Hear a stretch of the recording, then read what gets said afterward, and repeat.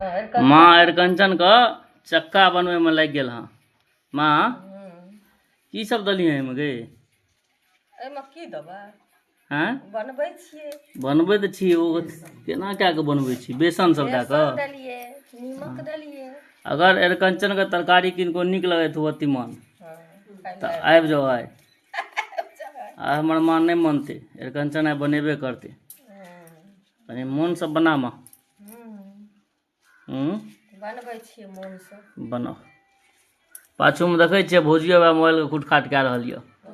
कि जोगाड़ में यह बुझाइए चाय ताय बनबैत हैत। एम्हर माँ लागल यऽ अरिकंचन में।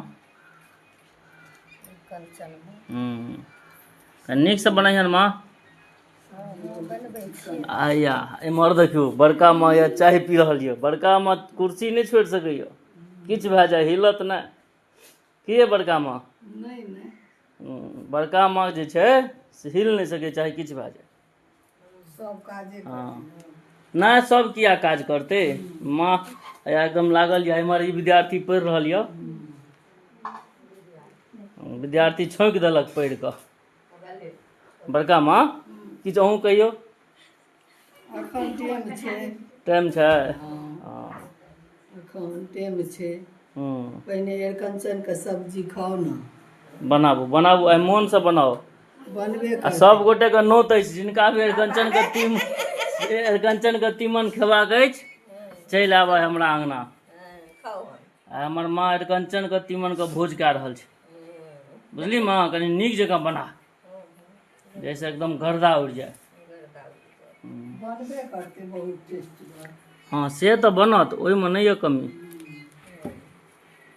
कनी मुँहो देखाई न गे माँ। हाँ मुँह देखाई ना। मन से बना। बैस दो खाई ले एखनी। एखने केना एखन बनि गेलो? एखन तऽ इएह करै छै, एहिके बाद ने तीमन बनतौ। तैर कऽ प्याज सब दऽ चटनियो बड़ नीक होइ छै। हाँ तऽ चटनियो बना लिहन आइ एकर। अरिकंचन के चटनी सेहो बनत। खाओ एखने पहुँच जाइए। हाँ टाइम से पहुँचब। एखने ने हम सूचित कए देब जखन बनि जायत तखन फेर फेसबुक के माध्यम से सबके सूचना भेट जायत। सादा खाइ छी कि प्याज लहसुन दऽ कऽ? जे सादा खाइ छै हुनका लेल सादो के व्यवस्था रहतै। आ जे प्याज लहसुन वाला छै हुनका लेल प्याजो लहसुन के व्यवस्था रहतै। सब व्यवस्था रहतै। एहि दुआरे किएकि हमर बड़का माँ के देखै छियै सुशुद्ध महात्मा छै। लहसुनो प्याज तक नहीं खाइ छै, जिनका लेल स्पेशल बनते। बाकी इम्हर प्याज वाला बनते। की बड़का माँ?